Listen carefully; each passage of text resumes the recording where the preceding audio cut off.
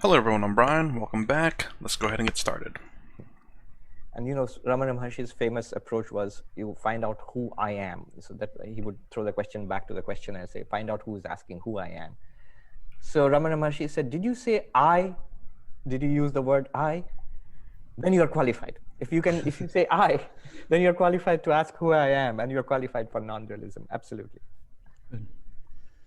There's quite a lot of interest in the chat about the direct versus progressive paths. And first I'll make a statement, I'll quote a statement from Harish Punjabi, who basically said that, in his opinion, direct and progressive paths are not opposed to one another, but are applicable to seekers at different levels of their development. And he said, I hope Rupert and Swami will connect their discussion to Kashmir Shaivism, which we've already sort of done, but because he appreciates that path. But then there's a longer question, which will flesh this out a bit, from Dean Slider in Santa Monica. He's a friend of mine. Some advocates of the progressive path say that those on the direct path indulge in wishful thinking. They may attain some fragile intellectual insight, but it lacks the experiential substantiality that can only come from years of culturing the vehicle, the body, mind, spirit.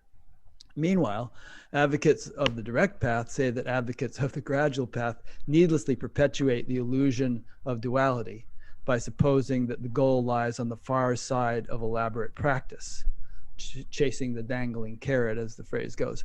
They prevent themselves from seeing that it's the inescapable nature of their own present awareness right now. In fact, they charge that spiritual practices on the progressive path actually reinforce the separate self or ego. And so remember, Harish's comment was, this is actually not an argument. Perhaps these two paths each have their role to play. So both of you, please comment on that. Rupert, would you like to go first? Your turn, Rupert.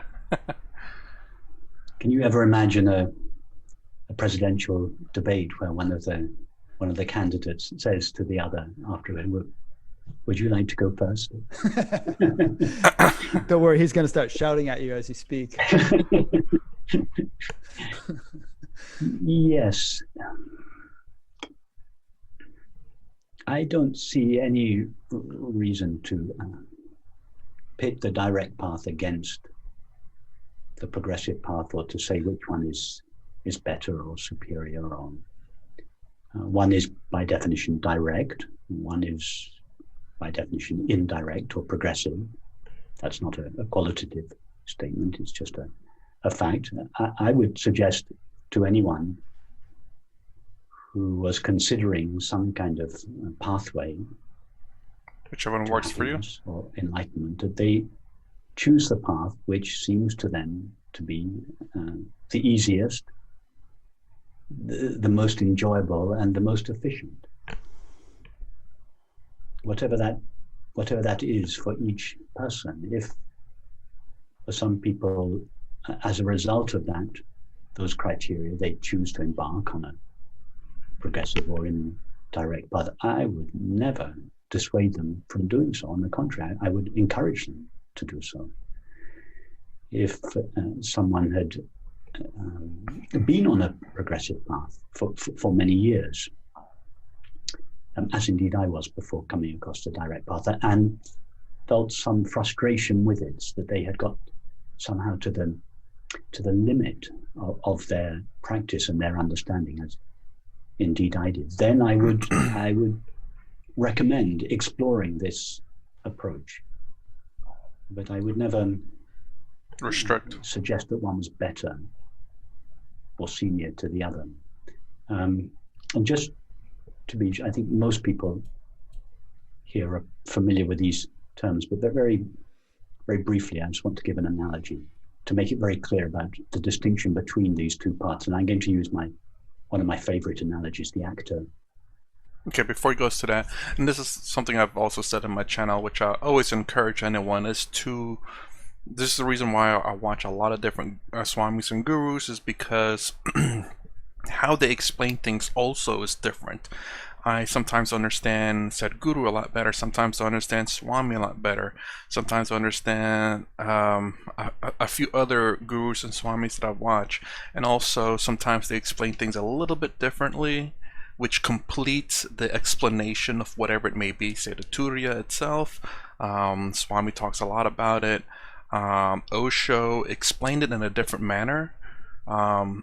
He explained the path of how to separate yourself, which made sense because, you know, Chinmayananda explained it in one way, but I didn't quite know if there was a good way to do it. And I think Osho said it in a very good way. The first thing, I guess the easiest path would be, in terms of the BMI, Chinmayananda explains, is to be the body. To separate yourself from the body, like Osho says. To observe your body, observe your actions. Then I think it's your emotions, and then, mind, intellect, yes, emotions, and then your thoughts. Thoughts being the last part, because it's probably one of the hardest. And so separate yourself from your body, then your emotions, then your mind, then your intellect or your thoughts. Body, mind, intellect. Your actions, karma, your emotions, bhakti, and your intellect, jnana. So those two of Osho explained in my opinion, a good path to take. And then Chinmayananda explained it, but he explained it in terms of body.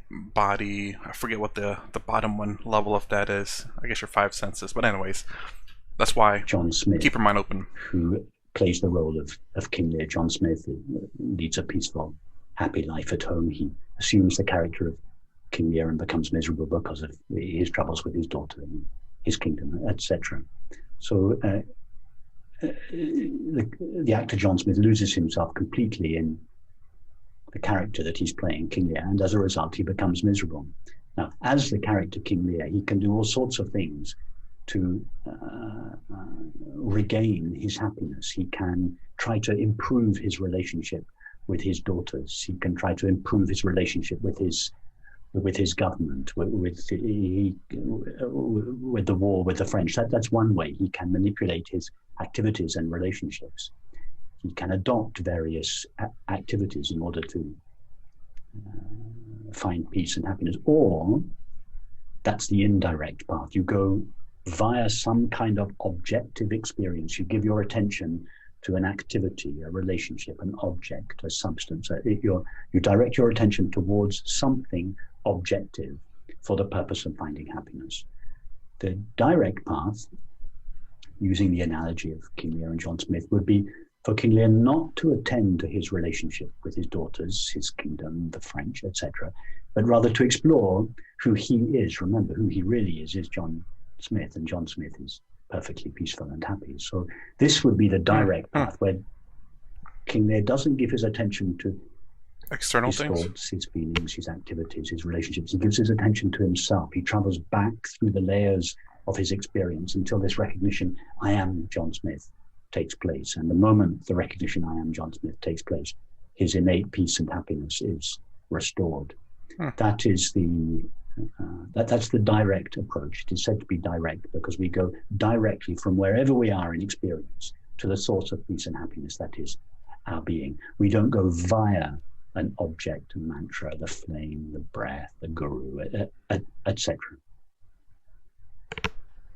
Swami? Yes, I'm glad this subject has come up. And let me just say, this whole thing about science and consciousness studies and all, I regard it as a diversion because the path of non-dual Vedanta or Advaita, it is far more ancient than our modern scientific endeavors, and it worked at that time without any kind of modern science, and it still works by itself without any reference to modern science. Just that we live in an age of modern science, so it's good to deal with those questions. But here now we are talking about the very heart of non-dualism. The terms direct path and progressive path do not come up in classical literature of Advaita Vedanta, but that does not mean that they are not valid. There is something to these categories.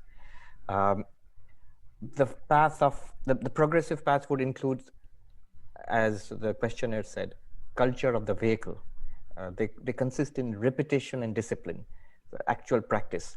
So for example, it could be a practice of meditation, where you try to still the mind with the help of any number of meditation techniques.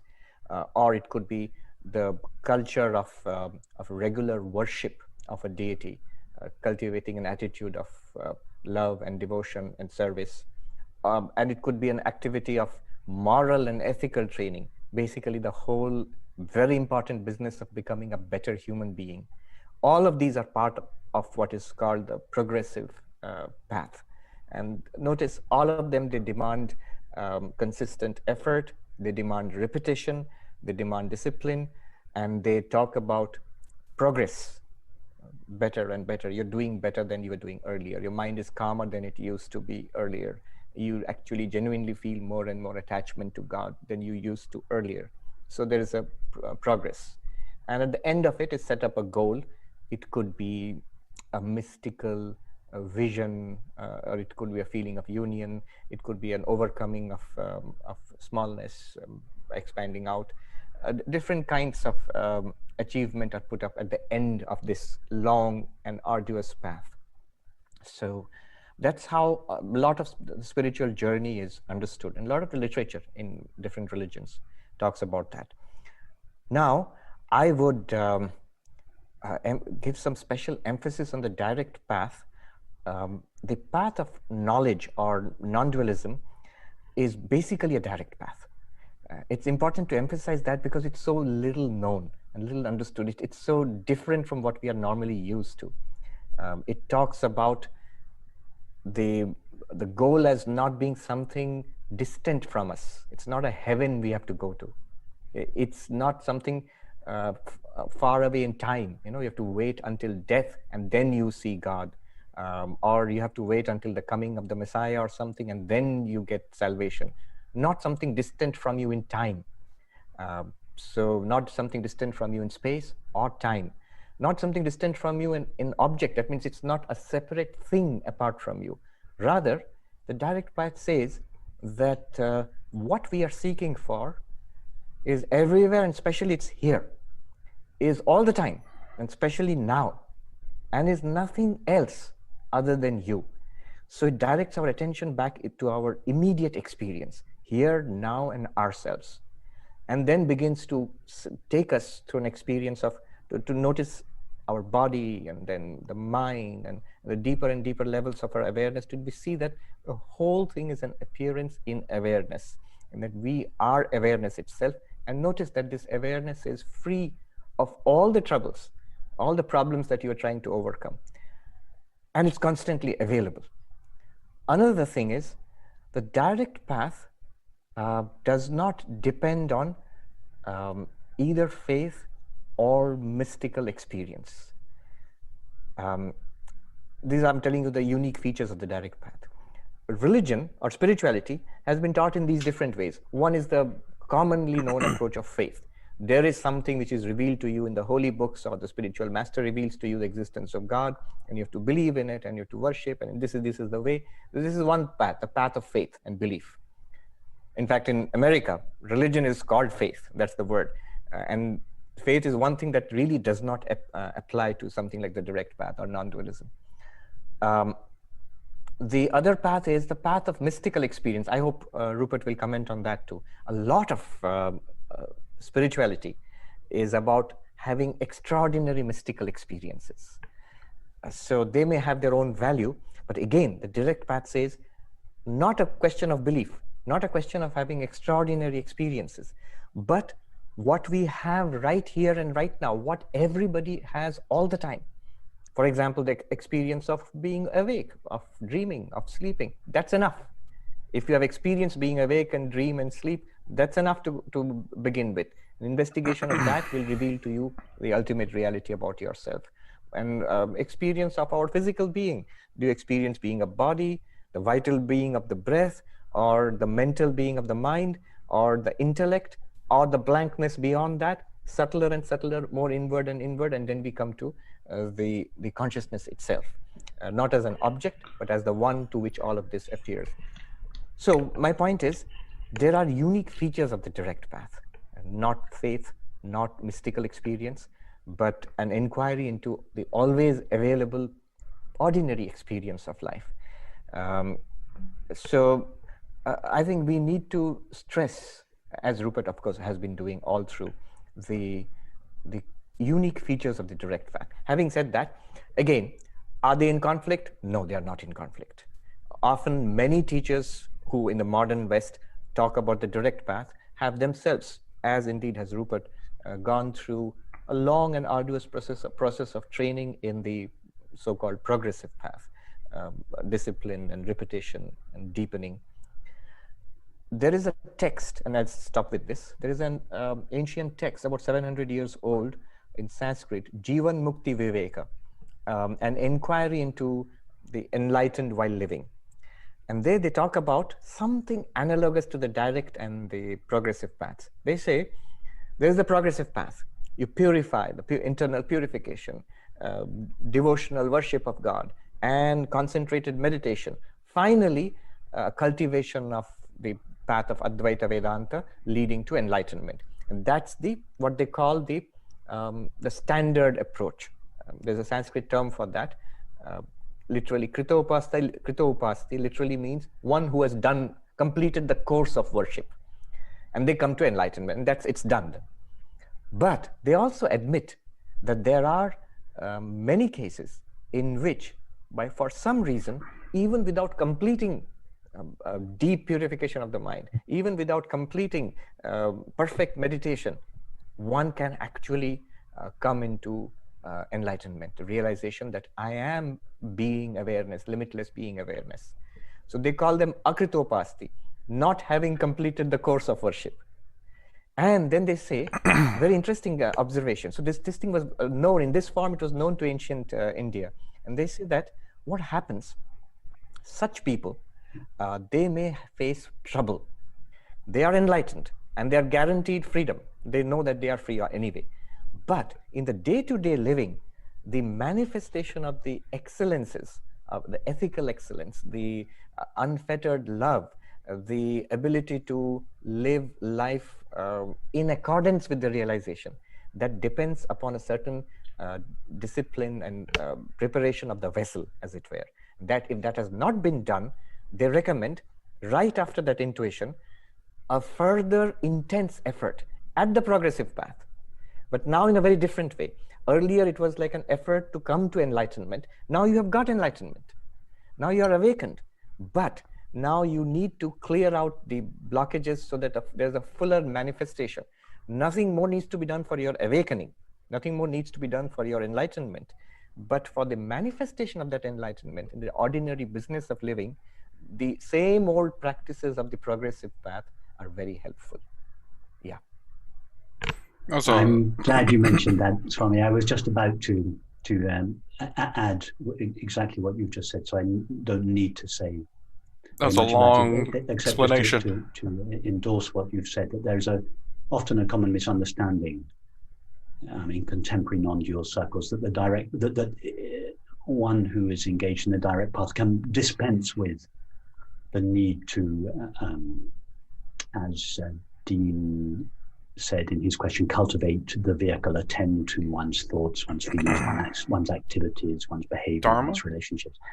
That all of that is dispensed with. One can just go directly to one's being, and one can, anybody in any state of mind can go directly to their being, for the reason that you quoted Ramana Maharshi saying, anybody that says I has a knowledge of themselves, all they need to do is go to that I. So that is the direct path. And for one who has not, a nice traditional phrase that you use, Swami, completed the preparatory process, the purification of the mind and the body, which was traditionally considered to be a necessary prelude to entering into the final stage of the practice, which is the return to the source. In the direct path, what is often not made clear nowadays is that if one takes the direct path and neglects the vehicle, it needs to be attended to afterwards. It's what Francis once referred to as post-enlightenment sadhana. It's a rather exotic term. It's exactly as you described, Swami. It's just the practice, for want of a better word, the exploration, the investigation, the practice that we engage in after the nature of our being has become clear to us, in which we make a conscious effort to realign not just the way we think, but the way we feel the body, the way we perceive the world, and the way we act and relate in the world with this new enlightened understanding. Whether one attends to the vehicle, for want of a better term, before, during, and after, or before or after this recognition, it doesn't really matter. For the full, what is really referred to in the traditions as self-realization, not just the glimpse of our true nature, but the establishment in the peace of our true nature and the realignment of all aspects of our life with that understanding, then either before or after one has to attend to the vehicle, the body, the mind, activities, relationships, etc. Ken Wilber speaks of waking up, cleaning up, and growing up. And he speaks of lines of development and how, we have all these different lines of development and how they can get really out of correlation with each other. And you really need to sort of bring them all along, which is essentially what you're saying. Just yes, I once heard at a SAN conference, I think you were probably there, Rick, maybe also you, Swami, somebody quoted, I don't know who it was, once the journey to God comes to an end, the journey in God begins. And the journey to God has an ending, but the journey in God doesn't have an ending. It goes on forever. That's a great quote. I remember Swami Brahmananda, one of the disciples of Sri Ramakrishna, made this enigmatic statement. He said spiritual life really begins after Nirvikalpa Samadhi. That's puzzled so many people. They thought that Nirvikalpa Samadhi, the highest state of mystic absorption, is the final thing. What else could be there after that? No, he said that after that it becomes real. He didn't explain. He just said it really begins after Nirvikalpa Samadhi. Yes, I like that. I had never heard that. I sometimes suggest that if the spiritual journey, for want of a better phrase, was a book written in 12 chapters, that the recognition of our true nature takes place at the end of chapter 1 or possibly the end of chapter 2. There are still many chapters left, this realignment process. Yeah. Are they saying, I'm a bit lost in that last extremely long statements here. Are they saying once you're enlightened, the process is still not over? You still have an essential dharma to do, right? You don't, I'm assuming the vehicle is your body. Just because you're enlightened doesn't mean you should do away with your responsibilities. You still do your responsibilities. You still take care of your body. You still are responsible for things, and you must continue that responsibility even once enlightened. Is that correct? It was very long-winded, but that's what I got. Okay. Go ahead. One interesting anecdote. I heard this from a very old Vedanta teacher. He was this monk who passed away a couple of years ago at the age of 105. So he told me that when he was a novice, he used to go to this great scholar of Vedanta in Calcutta from the monastery. He would journey to attend classes and come back. And one day he saw this scholar studying a new book, this ancient scholar, very old scholar. And this Swami, at that time a novice, he asked him, "Sir, you are so learned. Are you still reading new books?" And the scholar told him that if I don't learn something new every day, there's no purpose of me living. And this novice, the Swami said, I was so impressed. I came back to the monastery, and there was this old monk who would sit there, who was blind, and I would enter the monastery, and he would ask me, "What did the scholar teach you today? What did the Pandit say? What did the Pandit say?" And I would have to narrate the day's lessons to him. So that day he asked, "What did the Pandit say?" And I said, "Well, I saw that he was reading something new, and I asked him, he said, if I don't learn something new every day, there is no purpose to my living." And this old blind monk said, "Ah, that's a good ideal for a scholar. But remember, in enlightenment, it's once forever. Once you make the breakthrough, that stays forever. So this is what I want to take away. There is an aspect to it, and Rupert would entirely agree, that there is this breakthrough which is effortlessly there once you see it. Yeah, he's right about the learning every day. You want to learn something every day. I've heard other people say that. I've never really necessarily believe it's nice to learn something every day, but it's not mandatory, nor is it necessary to live a good life. Learning is great, it's fantastic. You feel good, obviously, but once you've already learned it, that's it. Now you have to go find something new. It's again chasing that goal. Once you achieve that goal, then you have to find another goal to make you that happiness again. So having these goals are great for temporary happiness, but it's not true happiness. And that's why I like the quote from that blind monk saying that it's a great goal for a scholar, because that's what a scholar does, is they look and learn and learn and learn, and it's a non-stop learning experience. But should it ever stop, then there's a problem. They'll have to find a different goal or a different thing to search out for. On top of that, you play various the melodies of spiritual development and insight, which keep on coming after that. Yeah. Rupert used to be a ceramic artist, and if we could, for the sake of this metaphor, if we could say that clay never improves, clay is clay, I'm sure that his pottery, the works of art that he created, continued to evolve throughout his career as a ceramic artist. And and actually, I wanted to ask you to comment, Swami, on Vyavaharika Satyam, transactional reality. And clay and pots is one of the analogies used to illuminate that point. So maybe you could just bring that in. Yes. So this is a reference to the theory of the two levels of truth. Paramarthika, absolute truth, and Vyavaharika, transactional relative truth. This you find in Mahayana Buddhism and Advaita Vedanta.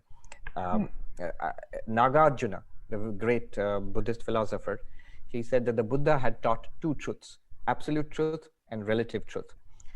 The question might be, if there is an absolute truth, let's go to it. What's the point of relative truth or lower truth? And Nagarjuna says nobody goes to the absolute truth except through the lower truth, the relative truth. So the relative truth is very important. The Vyavaharika, he used the term samvritti. In Advaita, we use Vyavaharika. Vyavaharika simply means transactional, empirical, which you deal with in day-to-day life. So all of this, including our discussion of direct path and non-dualism, all of this would be regarded as this Vyavaharika, the transactional world we live in.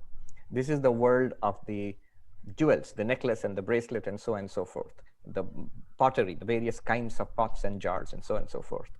But underlying all of this is the very substance or the reality of this, which is the absolute truth, which is pure being, the unlimited isness awareness, the clay of the potteries, if you will, the gold of the jewelry, or the dreamer's mind in and through the dream.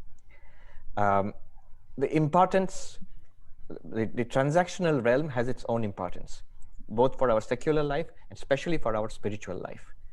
So all practices, common sense, our day-to-day dealings, all of them, they can continue and they must continue. After all, even an enlightened being from an external point of view, and even an enlightened being eats and walks and talks and appears to be embodied.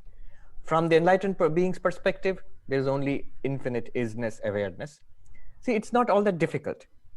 Once you are aware that gold is the reality or clay is the reality, it doesn't prevent you from seeing the necklace as a necklace, or the bracelet as a bracelet, or a beautiful pot as a pot. You can see it as a pot, you can use the name pot, and you can use it as a pot too, but you know it's clay. So in the same way, there is this relative realm which you realize is nothing other than that ultimate reality appearing in all of these ways. And then your behavior always is in the relative realm, but it is informed by, illumined by, lit up by your realization that all of this is nothing but that unlimited isness awareness. Is that what you were asking? Pretty much. Yeah, Rupert, you want to? I'll just add here.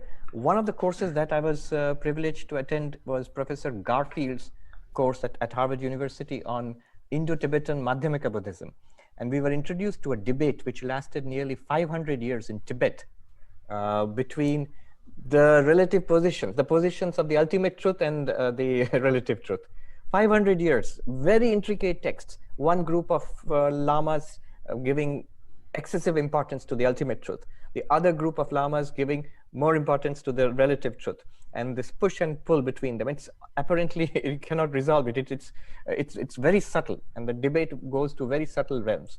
If you give too much importance to the absolute, what they found was there is a laxity and relaxation at the level, moral laxity at the level, relative level, laxity of discipline, and ultimately the ultimate truth is not attained. That's the problem.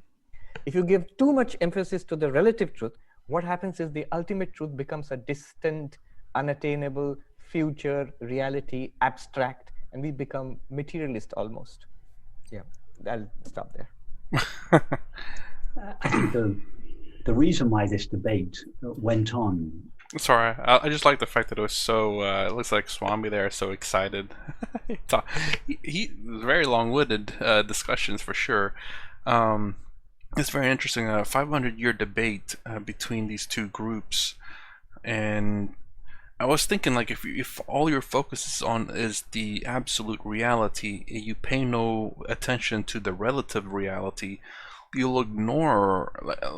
In a sense, I'm assuming this is what he's trying to convey, and this is something that I thought is the fact that you'd ignore the relative reality. So you wouldn't take care of the body, you wouldn't care about the actions, you wouldn't care what's going on in the relative world, just because it's irrelevant. The most important thing is the ultimate reality. But if that becomes the case for everyone, then everyone won't care about the relative reality. There could end up being chaos in this world. And then the obvious counter to that is the fact that if relative reality becomes ultimate important, well, that's what it kind of is for the most part in the world. No one really sees the absolute reality, but it's very obvious for the relative reality. For 500 years and was still not resolved after all that time, was because it's not possible to resolve this debate. The absolute truth. Sometimes we hear phrases, and I use phrases. This phrase sometimes from the perspective of the absolute truth, or from the relative truth. This is a misnomer, really. It is not possible to speak of the absolute truth. If we wanted to speak the absolute truth, we should remain silent. And in other words, all expressions, however absolute they may seem to be, however top of the mountain they may seem to be, make some concession to the relative point of view. And this is unavoidable. If we want to speak of the absolute truth, we should remain silent. And many people don't realize that, in fact, Ramana Maharshi's ultimate teaching was not self-inquiry. His ultimate teaching was to sit in silence with the people who came to him. That was his preferred method of teaching, which is not really a method, of course. He rather reluctantly, after many years, started formulating his understanding for those that were not sufficiently mature to simply sit with him in silence and recognize their being. So to help them, he elaborated, first of all, the path of self-inquiry, which was the path that he spontaneously engaged in when as a 16-year-old, he became overcome by the fear of death. And then if they were not able to, if self-inquiry seemed to be too difficult or too abstract, he would elaborate other methods for them. But his preferred way, the most accurate way he felt to transmit his understanding was to sit in silence. So I think it's very important to acknowledge, and of course I know you do, Swami, that any conversation we have about these matters is by definition tainted with the limitations of the mind, and therefore cannot be accurate. As long as we realize that, there's nothing wrong with talking about these matters, we either agree to talk about them in these rather using these rather clumsy symbols of words, or as indeed some people do, we decide not to speak about them and remain silent.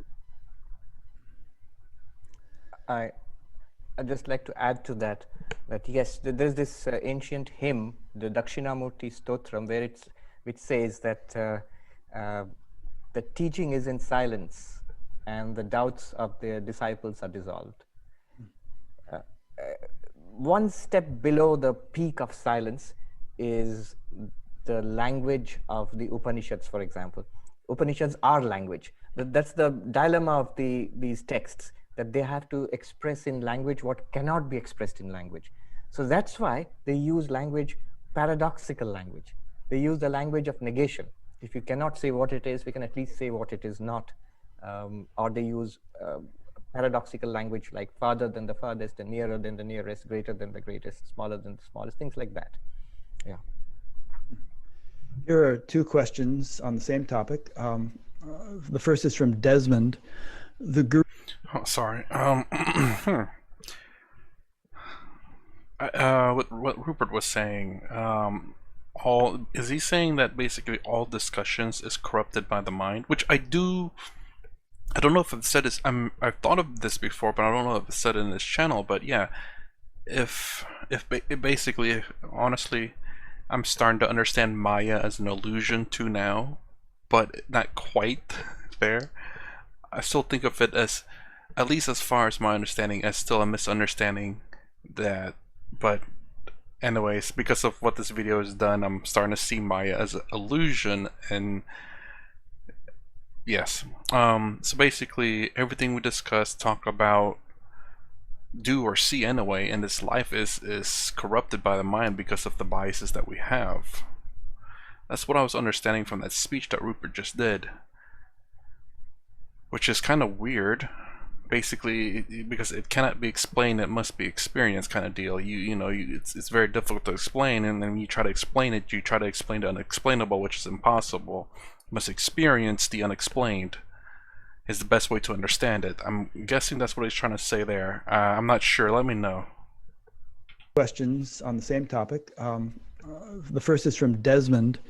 The guru, whom I think Rupert referred to as his first teacher, stated that there are some people who sincerely believe they have fully realized their true self, but in due course they realize their error and continue letting go of impediments.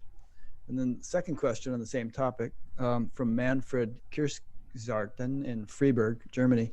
Does the non-dual teaching address the need of receiving a confirmation from a teacher that an authentic realization of one's true nature has taken place, even though it should be self-evident to itself? I'm referring to the 10th person in Swamiji's story of the monks crossing a river, and to Rupert's metaphor of John Smith and King Lear.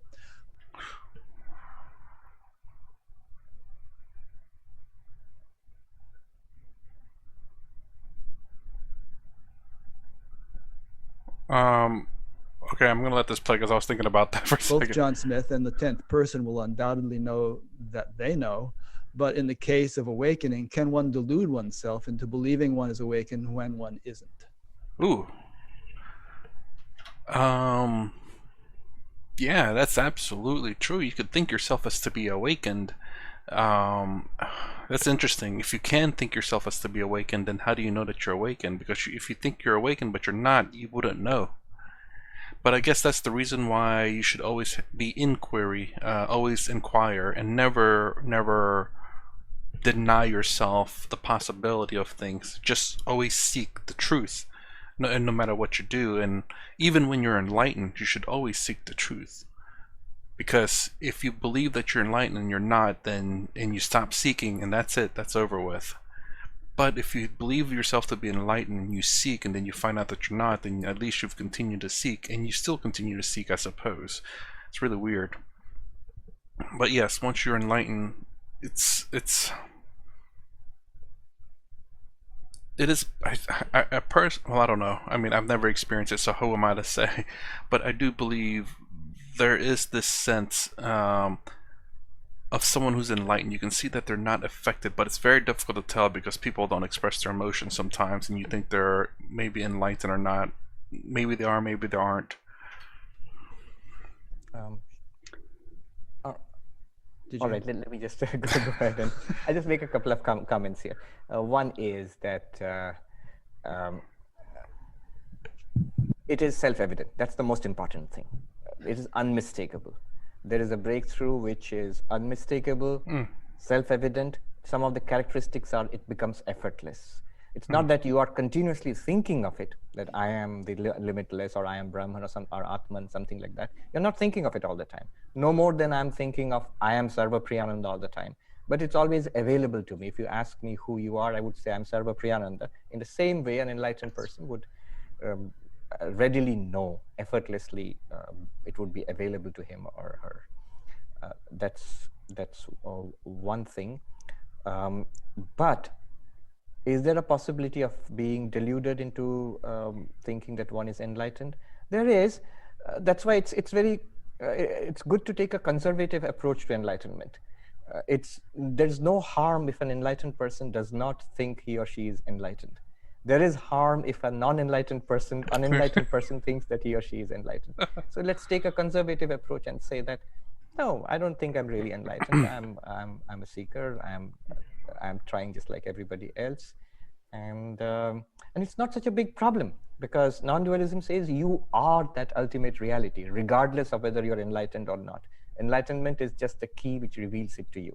You are already that. You are already safe. It is already for all time all right.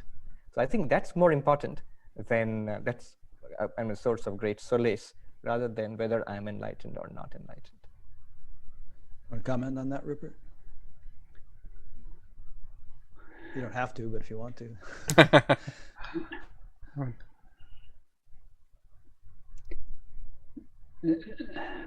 Happiness doesn't need outside confirmation. You just know when you are. If we have to ask the question, am I happy? Then you can be sure you're not happy. If you're happy, the question, am I happy, never arises. So the question, am I enlightened? It simply doesn't arise. And if it does arise, I would suggest there was more investigation to do. What would that investigation be? It would be to investigate the I who is not sure whether or not it is enlightened. Okay. On that note, I like the way the segues are working here. Here's a kind of a dual question from Anubhav Khanna in New Zealand and Pratap Singh Bhatt. I'm not sure where he's from, but he says that they both say, Swami says in many of his videos that deep sleep is an experience of nothing and not no experience. And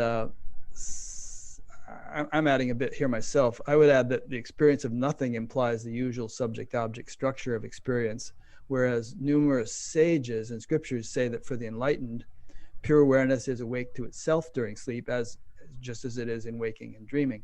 For instance, Ramana Maharshi said, it is the jnani that sleeps, but he sleeps without sleeping, or is awake while sleeping. And I met a number of people, one friend in particular, who says he hasn't slept for 60 years. Of course, he goes to bed at night and snores, but inner awareness is, in fact, he said when this first began, he felt like when he was going to sleep at night that he was actually waking up because awareness became more bright and clear. And then when he woke up in the morning and started his day, he felt like it was diminished somewhat by the impact of sensory experience. So could maintaining awareness that clearly during sleep be a kind of a litmus test of a really genuine level of realization that you can't just psych yourself into? Shall I respond to that? Sure. I don't think that the fact that one so-called maintains awareness during deep sleep is a litmus test. The litmus test for the recognition of our true nature is just by being aware alone, not because you gain the super awareness when you're asleep. No, it's whether you're asleep or not is the test itself, not when you're super aware when you're asleep and all of a sudden your awareness gets limited, then you clearly, if it's limited in any way, then you're not enlightened, in my opinion. Unshakable peace.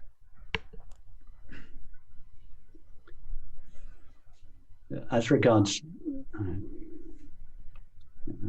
remaining aware during deep sleep, it's a concept that is based on misunderstanding. Awareness is not something that a person has during the waking and dreaming states and may or may not maintain. It's always during deep sleep. But we are awareness, and awareness is like the sun. It is always on. There's no question of awareness modulating its brightness or going through three states. Awareness is just always on, always fully aware. In the waking state, it seems to be veiled by thoughts, feelings, sensations, and perceptions. In the dream state, it seems to be veiled by thoughts and images. And in the deep sleep state, it just remains as it always, or rather as it eternally is, unveiled, knowing itself as it is. So deep sleep is not, as is commonly supposed, the absence of awareness. It is the awareness of absence, but not the awareness of absence as an object. Even the phrase "the awareness of absence" is a concession to the person who believes that deep sleep is the absence of awareness. It is just awareness all alone by itself, and that is why all of us look forward to deep sleep, because we know that in deep sleep, if deep sleep was the annihilation of ourself or the non-existence of ourself, we would all fear deep sleep because we would feel that we were going to come to an end. No, we all look forward to deep sleep. Why? Because all our troubles come to an end. Our thoughts, feelings, activities, relationships, sensations, all of these come to an end, and they leave us all alone enjoying our own being, which is the experience of peace. Sorry, I meant to pause this a while back, but I love the fact that when it said the awareness of deep sleep is, when you're in deep sleep, it's the absence of awareness, but it's the awareness of absence. Man, that little word phrasing like that is so confusing, but I think I understood it. How did you guys do on that one? I love it whenever it flip-flops the words like that. Awareness doesn't suddenly light up in deep sleep. It just remains exactly as it always is, just as each of our screens will not change its nature when this meeting comes to an end. The screen will simply be divested of a couple of faces, and the screen will actually remain the same. So awareness is, deep sleep is like that, and it's why we all look forward to sleep. In fact, just tell a brief story about my son Matthew. When he was very young, he would sometimes get inconsolably upset about whatever, and his mother and I could not console him, and sometimes he would just lie down and just say, "I want to go to sleep."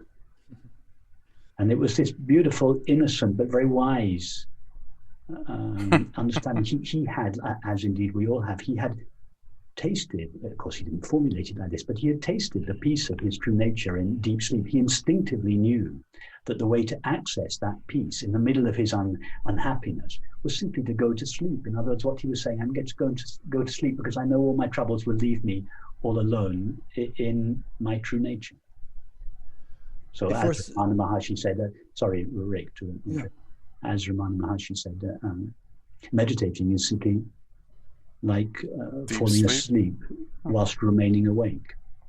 And I would extend that and not just confine it to meditation, but to suggest that everyday life is simply the art of everyday life is to remain in contact with the peace that is our essential nature, not just in the absence of experience as in deep sleep, but in the midst of experience. Before Swami responds to that, and hopefully we have a little wiggle room on the time here, would you say, in your understanding and from various scriptural authorities, that sleep for an enlightened being is a different experience than it is for an ordinary person. Isn't there some verse in the Gita about that which is night for all beings is day for the sage who sees, or something like that? Should I go ahead with that? Yes, please. Yes.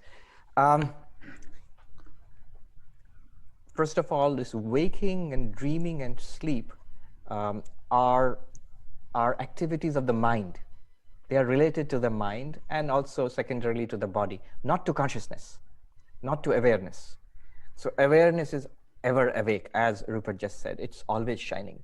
It is not at all affected by waking. It's not at all affected by dreams, and not at all affected by deep sleep. It shines upon the waking world. It shines equally.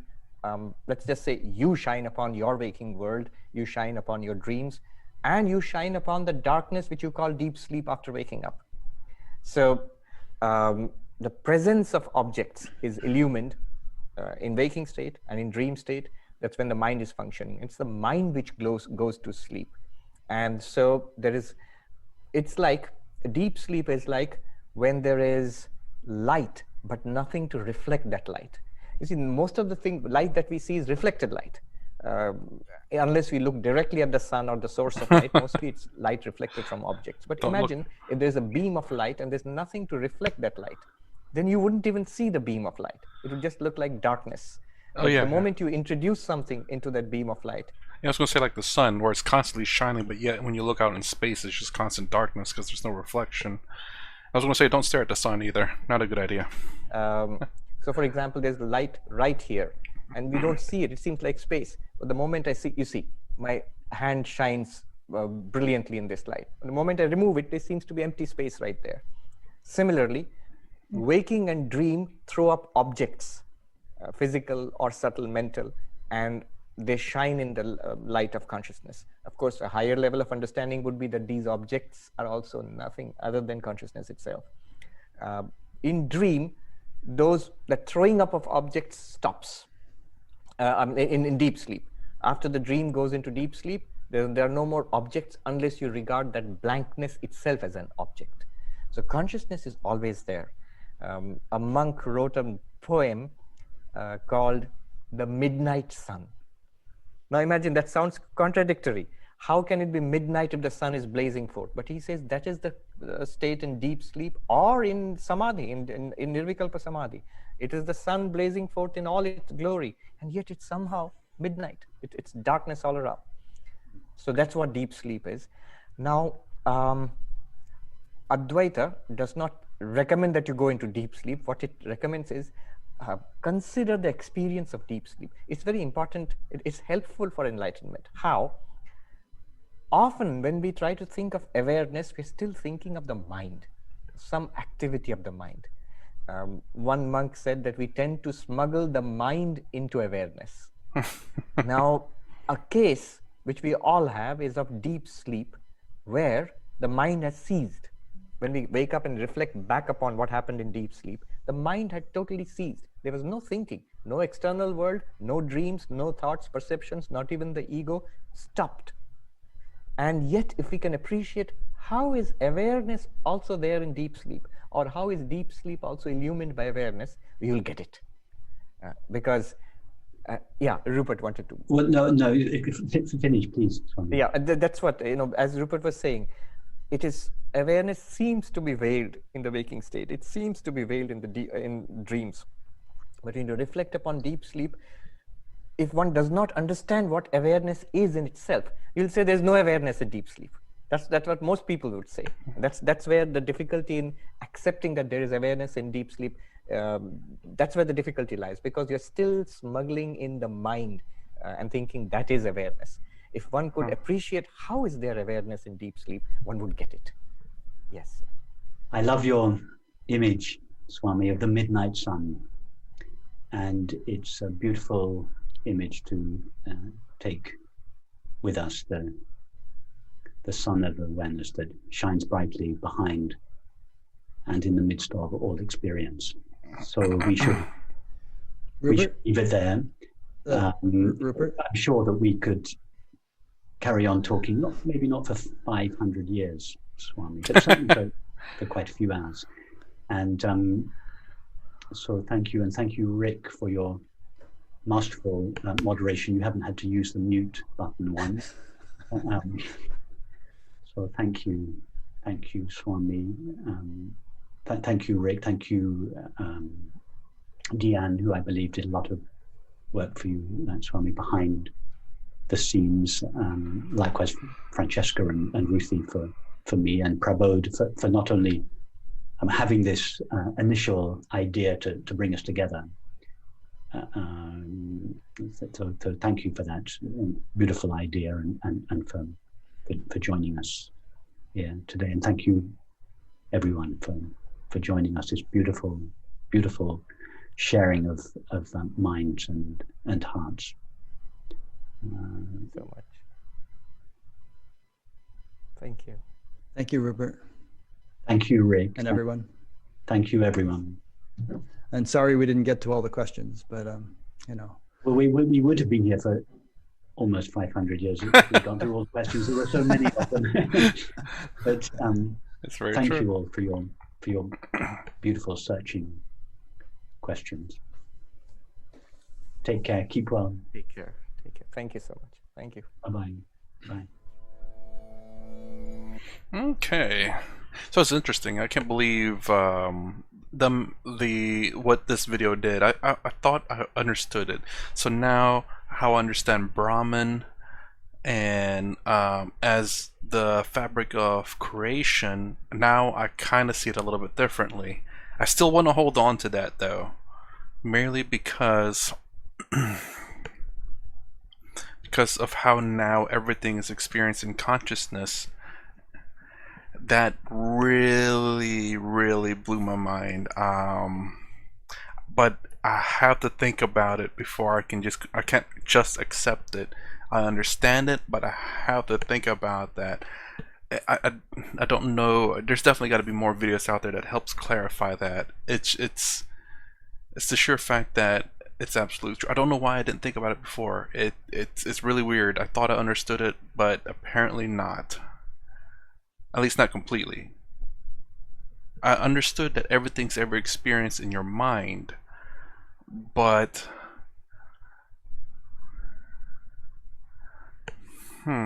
it's experience in your mind. That I get. So even though I'm seeing this pen, I'm not experiencing it right here. I'm not experiencing this pen right here. I'm experiencing it in my mind. And my consciousness is aware of it. My consciousness is aware that I'm touching. My consciousness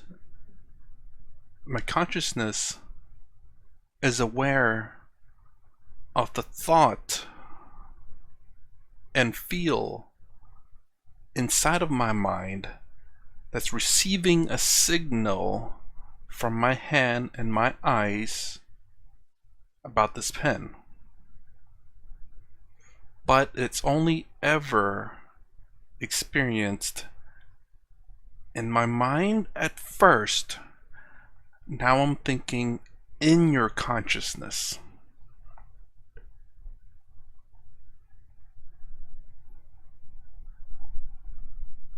So the only way I can understand how everything is consciousness is if thoughts, emotions, things are manifested in consciousness.